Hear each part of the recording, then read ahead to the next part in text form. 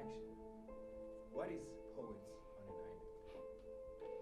Island? I believe that Poets on an Island is a collective of creatives united by the wish to really see their words move beyond phone storages and papers. We're out to bring words to life, to let the world see our words and the weight of our souls as they are, unapologetic, uncensored, with impact. Who are you as a person? To some, realize Moase is simply a guy out of touch with reality, a man trapped and stuck in his own mind. To some, Ree The Wordsmith as something good to say occasionally. To myself, I believe I'm just a journeyman. I'm traveling in between planes. Sometimes I'm on the right path and sometimes I have to take a detour. I just believe that I'm a guy who's still trying to find answers. I have no absolutes. I don't know what happens tomorrow. I don't know what happens the next second, but that's what keeps me alive. The joy of having to guess every next move, every next moment.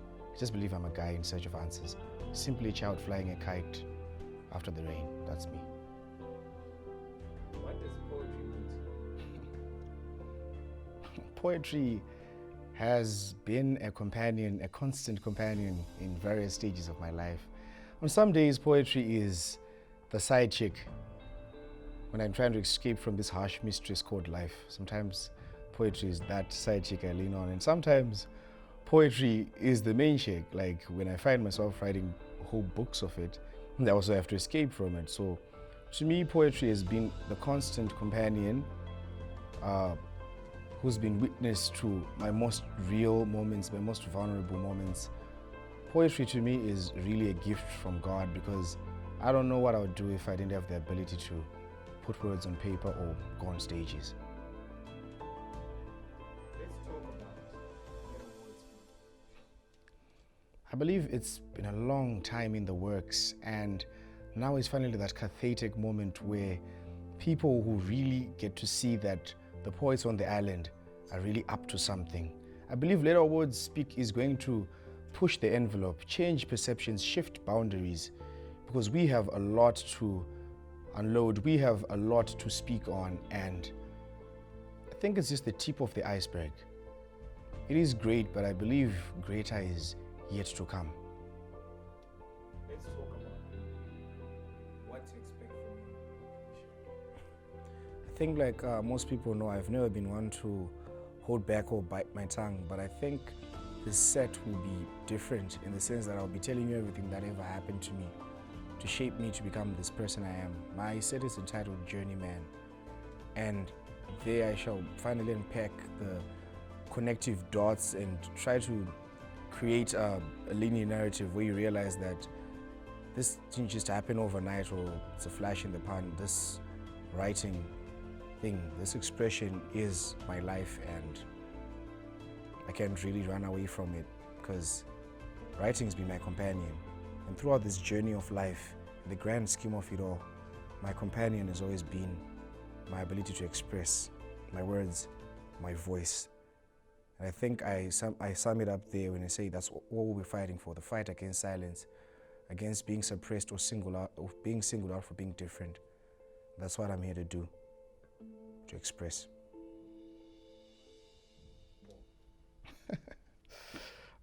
Oh my God. First time I talked to Mpo was after my TED talk. That was around December 2018. It was a brief talk. We were both cold and I just didn't feel like talking to anyone at that moment. But I could pick out that she was an artistic person. I didn't know yet until one day Brian showed up with at the GDG studio, and then we had a bit of an impromptu session. And as time went on, I realized that Mpo was more than just a poet. She was also an available ear to listen. Sometimes I vent. I'm that kind of guy who vents. And she's there to listen. She tolerates my madness, so that's a plus for me because most women cannot tolerate this madness. So to me, Mpo is more than just someone I consider a poet. She's a real friend. Let's talk about Ayo. Oh, first time I saw Ayo, I was competing against him in Patrol Speak. And he's since matured beyond that. he's always had this. Ayo gravitates from ridiculous to sublime in split seconds. In one moment you'll be thinking, wow, what a guy, and then the next moment you're scratching your head as he's done some other mind-numbing shit, and you're just like, ish, this person. So to me, Ayo is a beautiful mess. I don't know what holds him together, but thank God he's in one shape, he's in one piece. Let's talk about Chelsea. Oh. Man, Chelsea makes me want to be 18 again and be more organized. Because, damn, she has a ish on lock, if I'm going to be honest.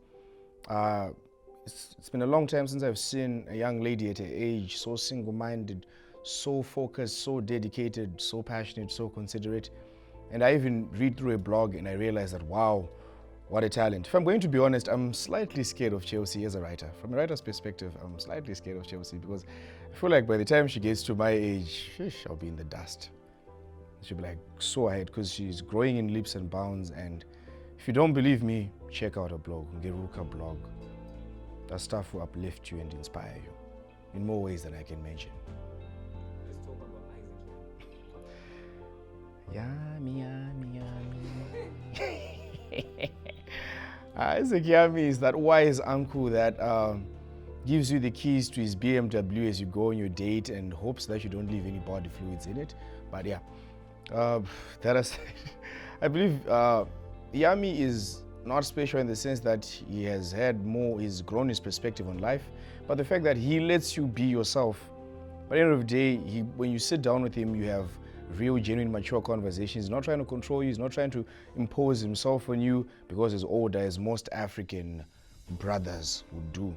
So for that, I appreciate Yummy. I can be 100% myself around Yummy, but I know that this is a guy with perspective. This is a guy with a lot of wisdom to share, and I wish I had really had more time with Yummy in my life. Probably would have been a bit wiser, so to say. Let's talk about Well, poor Brian is mad. For fee of audience considerations, we shall condense and abridge this version of Poet Brian. Poet Brian is one man who's really, he's talented, he's gifted, he's a veteran in this. If I have to name veterans in poetry, I'll pick him first. He's the first name that comes to mind. He's a veteran in poetry. We sit down, we share perspectives. He goes out of his way sometimes, even when you don't ask him to. And I feel like that's something you should never stop doing, because that's the condition of his art. I believe his art is in the right place, and he's really done a lot for the poetry scene on the island. He's been one of those people I can say has challenged me to push the envelope, to get out of my shell, because when I met him, I was not this good a spoken word artist. I was way better as a writer. I believe that since meeting him, interacting with him, I've grown and matured on the stage. Oh, did I mention that he's slightly madcap and inspires a lot of ideas that you regret the following morning? Okay. Yeah, we're done with this. what do you think the future of Poets on an Island is going to grow to be bigger than us. One day we will all be seated in the O2 Arena cheering on as our prodigies take to the stage and do their thing. One day we'll meet random kids that are probably not even born by now. We'll clap them on the back and say, son, what a hit, well done. I think at some point it's going to grow beyond us, going to have more races come in, and I feel like this collective is such a bright future, because right now I can already see replacements. So as I'm doing my thing, I'm very well aware that my time in this is limited, and one day someone who's probably more refined than me will take my place and take this thing to stratospheric levels.